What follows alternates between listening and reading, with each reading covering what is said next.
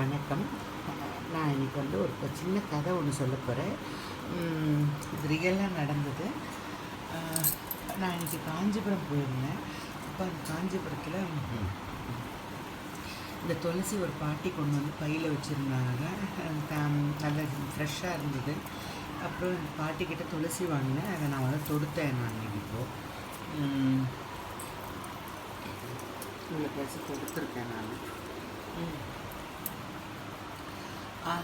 அந்த பாட்டி அதுக்கு காசு வேணும்னு சொல்கிறதால அவங்க வீட்டு பக்கத்தில் இருக்கிற தோட்டத்தில் இருக்கிற அங்கே இருக்கிற துளசியை பறித்து கொண்டு வந்து ஃப்ரீ பஸ்ஸில், இல்லாட்டி காசு கொடுத்தாலும் பரவாயில்லன்னு ஃப்ரீ பஸ்ஸில் வந்துட்டு காஞ்சிபுரம் கோவிலாண்ட இது விற்கிது. அந்த பூ விற்கிறவங்க உங்ககிட்ட வாங்கிக்கிறாங்களாம். இதை என்ன பண்ணுமா, அதுக்கு பறிச்சுட்டு தண்ணியில் நல்லா அலசிட்டு ஒரு காட்டன் பையில் போட்டு கொண்டு வந்திருந்தது. இதை இவங்க பூக்காரங்கிட்ட கொடுத்தோம்னா அவங்க இதை எனக்கு காசு கொடுப்பாங்க, என் கை செலவுக்கு வேணும் அப்படின்றதாலன்னு. அதே மாதிரி இந்த இட்லி பூவும் இட்லி பூவுவாங்க. இதோடு சேர்த்து நடுவில் வச்சு கட்டினா பார்க்க ரொம்ப நல்லாயிருக்கும். இந்த பூவும் ரொம்ப அதிர்ஷ்டத்தை தரும்னு சொல்லுவாங்க. சுவாமிக்கு, லக்ஷ்மிக்கு வைப்பாங்க. இந்த சுவாமிக்கெலாம் வைக்கிறதுக்காக இந்த பூவும் பறித்து கொண்டு வந்தது. இதையும் கொண்டாந்து விற்றுருது. அவங்க வச்சு கட்டிடுறாங்க. ஸ்பேஸ் கட்டுவாகணும், இல்லை தனியாகவும் நம்ம கோர்த்துக்கலாம்.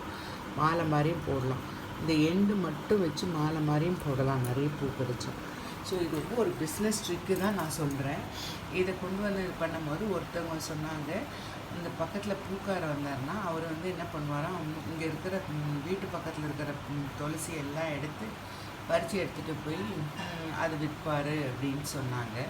இது ஃப்ரீயாக, அது சும்மா இல்லாமல் அது இது பூவை பறித்து இதுக்கு என்ன லோக்கலில் இருக்கிற அந்த கீரை இதெல்லாம் பறித்து கொண்டு கழுவி சுத்தப்படுத்தி கொண்டு விற்கிது. ஸோ அந்த வர காசு அதுக்கு பாக்கெட் மணி ஆகுது. எதாவது வேணும்னா வாங்கி சாப்பிட்டுக்கலாம், மாத்திரை சாப்பிட்டுக்கலாம், அடுத்தவங்களை டிபெண்ட் பண்ணாமல் இருந்துக்கலாங்கிறதுக்காக இந்த வேலை பண்ணுச்சு. இந்த வீடியோ உங்களுக்கு பிடிச்சிருந்தா லைக் பண்ணுங்கள். நீங்களும் அடுத்தவங்களுக்கு ஷேர் பண்ணுங்கள் இந்த இன்ஃபர்மேஷனை. ஸோ அடுத்தவங்களும் ஃப்ரீயாக இருக்கிற வயசான பாட்டிங்க எல்லாமே இது ஒரு பிஸ்னஸாக பண்ணலாம். நன்றி, வணக்கம்.